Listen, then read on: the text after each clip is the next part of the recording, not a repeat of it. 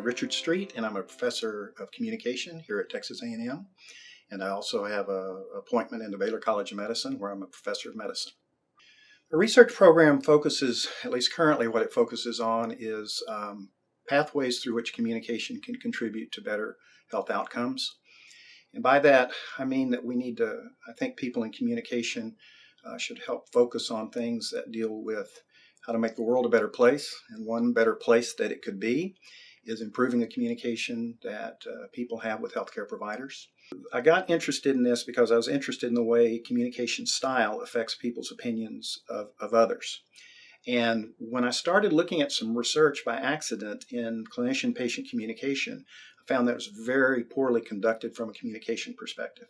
And so I figured there's a lot that I could do by being able to apply communication models and methods to doing research on the way doctors and patients interact with one another. How do you model pathways through which communication leads to health outcomes? Everybody understands that more effective communication is important, but in what ways? The devil, of course, is in the details. And so you need to think about what happens after people talk with one another along the different steps that will need to unfold before you get to a better health outcome in the end.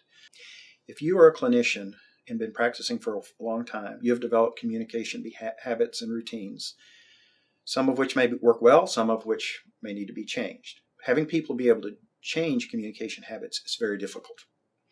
So you then think of methods that are what is simple and easy to do that people can remember and pick up on immediately. So with clinicians, you approach their improving their performance by trying to keep it simple, but with very powerful kinds of communication strategies. With regard to patients, the biggest problem is they don't speak up. They're too passive.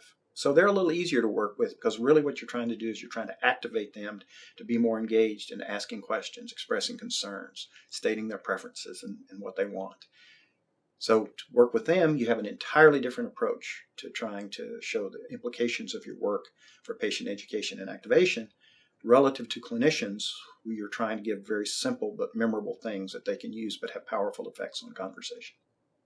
But in health communication, one of the most critical factors of what we do in our teaching and our research is understanding audiences, because you're not going to have any impact on anybody's life or experiences unless you understand where they're coming from, what their experiences are, and what you need to talk to them about in order to connect with what you want to do with regard to what they're doing. I don't look at knowledge as this thing that just kind of exists independently of anything, really. I mean, it can, but I don't see as much value as that. I see mostly if people are going to understand concepts, models, or theories or something like that, they're able to understand it by putting structure onto experience. So when you think about what should they know about persuasion, they all know a lot about persuasion. Persuasion is the essence of much communication activity. Well, what does persuasion look like? Oh, I can answer that, says a student. I know what that looks like. Here are the parts. Here's what's happening. Here are the things. So whether they can articulate it or whether or not it's implicitly embedded in the way they analyze and think about situations doesn't matter, because they got it. They have a way of thinking about it that hopefully they're using to help address issues of importance to them.